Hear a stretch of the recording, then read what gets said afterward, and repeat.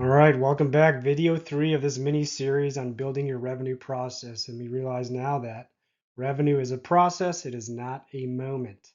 In the first video, we broke down the walls blocking us from good data and syncing between sales and marketing.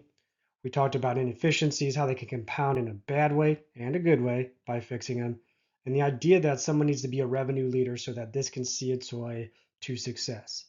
In the last video, we jumped into all the different tools of how to build your customer journey, map out your business stages, and then map out every little touch point that goes into moving someone through that process to then build workflows that helps automate and delegate some of the actions, as well as create a repeatable and consistent process, again, so that we can create our revenue machine.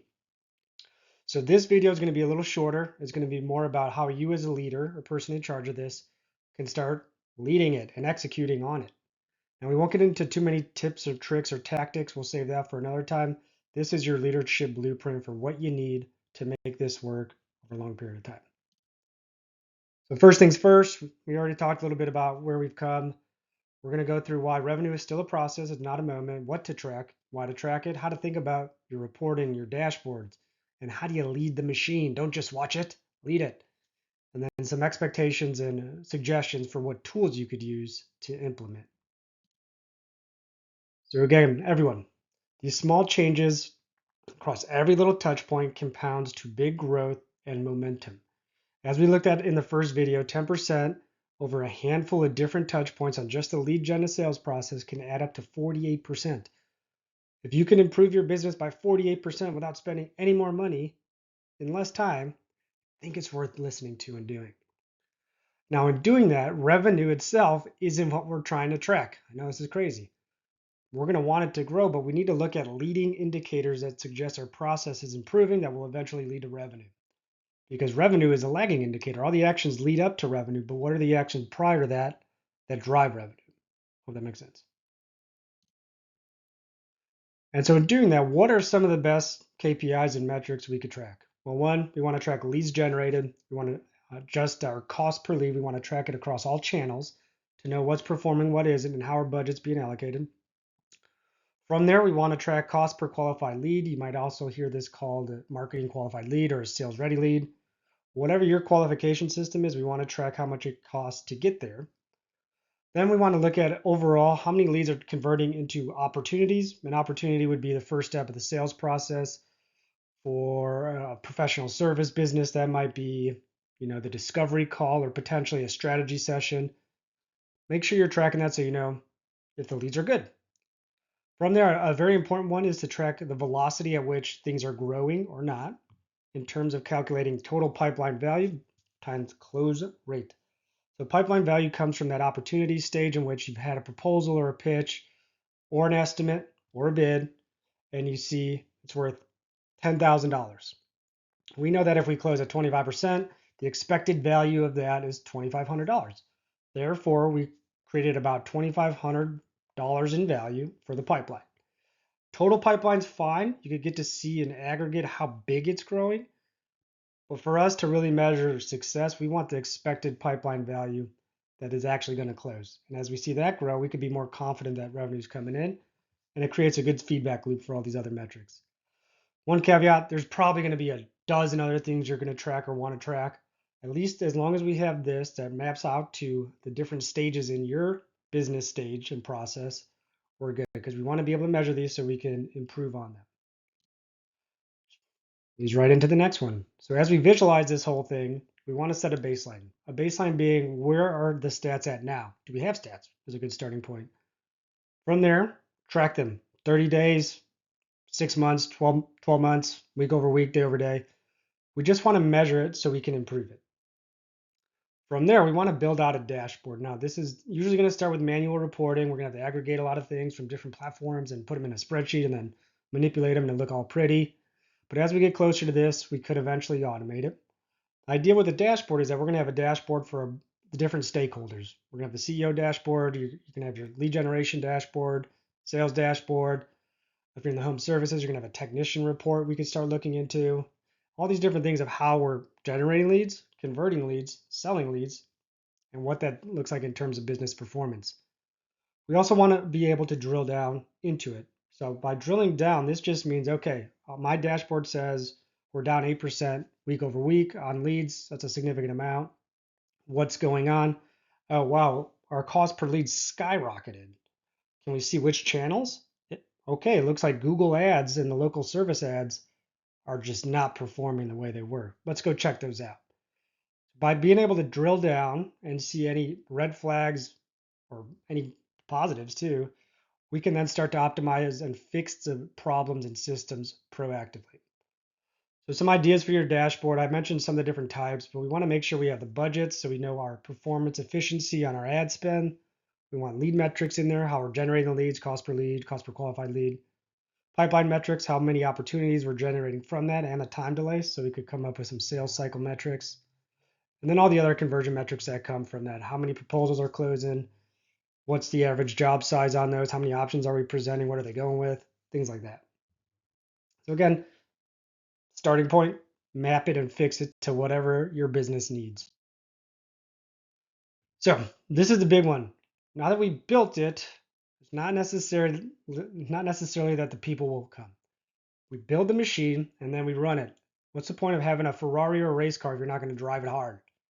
And so this is a 3-step process you could use to start getting into the weeds, optimizing, and then zooming back out to see how performance enhances over time. So first things first, number one goal here, as we've been talking about for 3 videos now in almost 30 minutes, drive revenue. Number one. 2, build repeatable processes. We've done all the steps to lead up to this, to have our processes, and now we got to lead from the data. So this is a reporting and leadership function. What I recommend here, and there's a lot of ways you could do this, but figure out what your leadership system is for tracking your lead generation, your pipeline, your sales, delivery even, as we get into the next stage.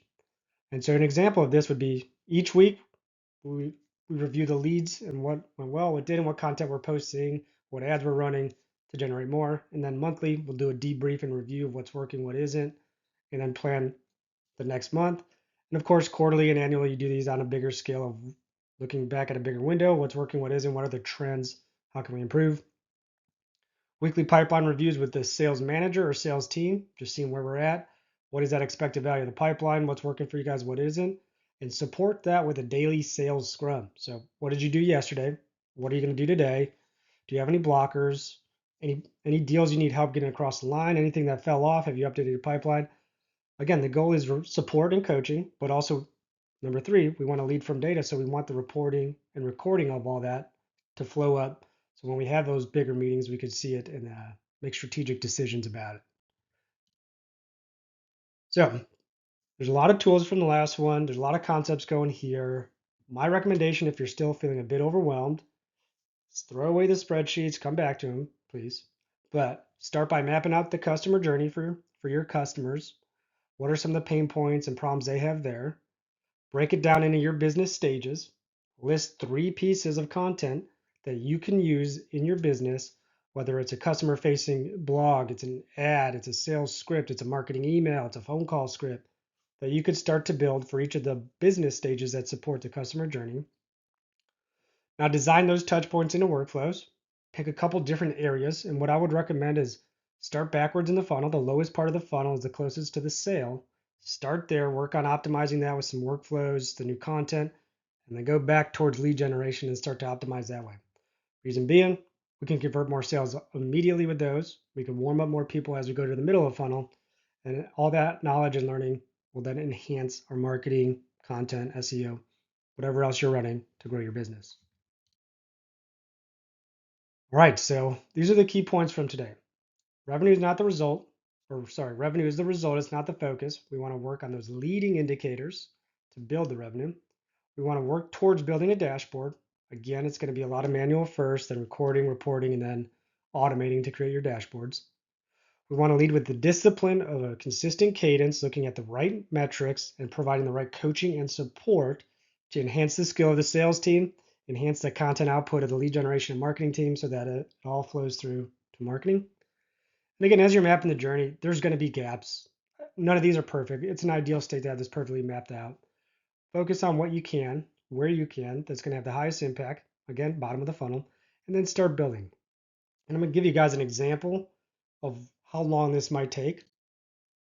So this is assuming you have some things in place already.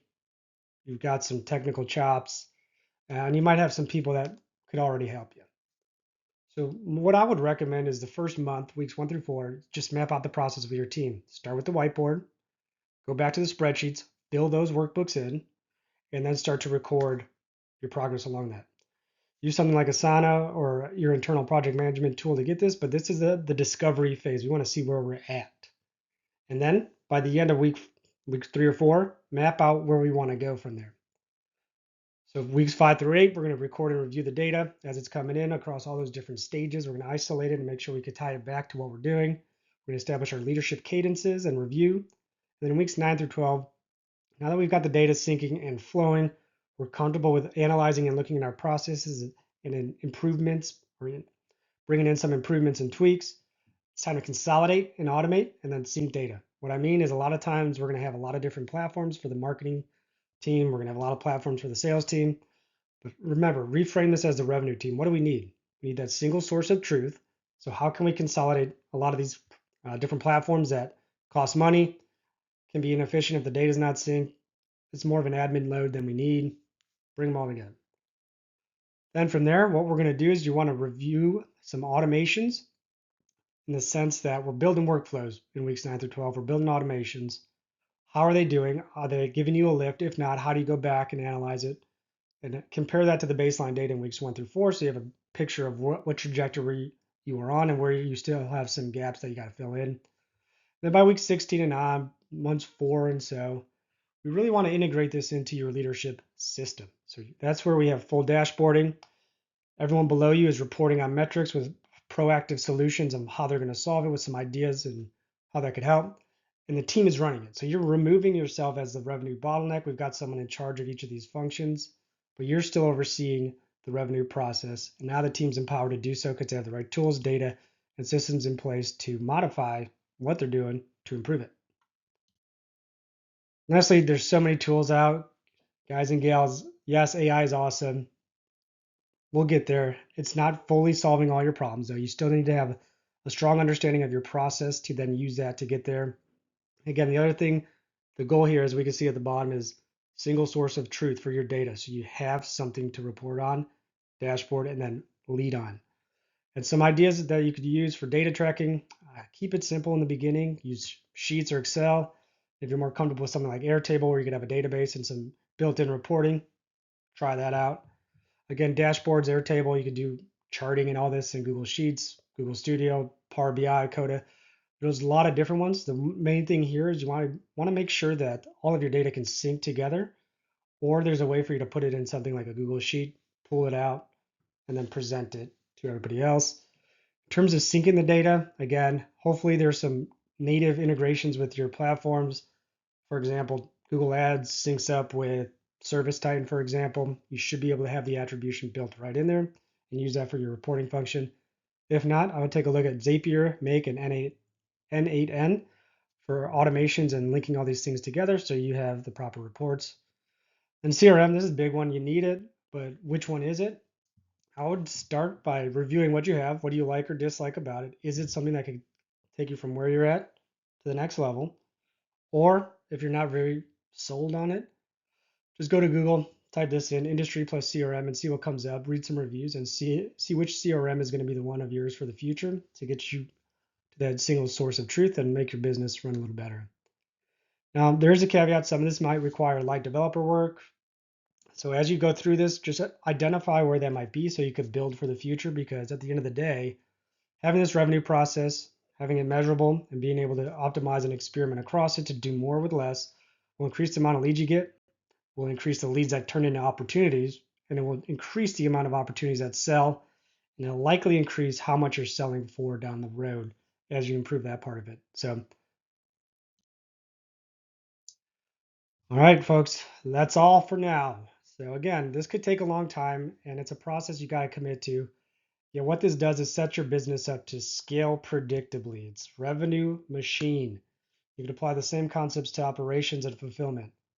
So I strongly encourage you, if you have any questions, reach out to me on Twitter, comment on YouTube, send me an email, and let me know. If you're stuck, I'm here to help, glad to help. and just give yourself the space you need to get this done, because this sets up the business to run without you, which then makes it an exit ready company that you could then sell, or at least get to the beach a little bit more often without having to worry about fires. That's all for me. We'll see you next time.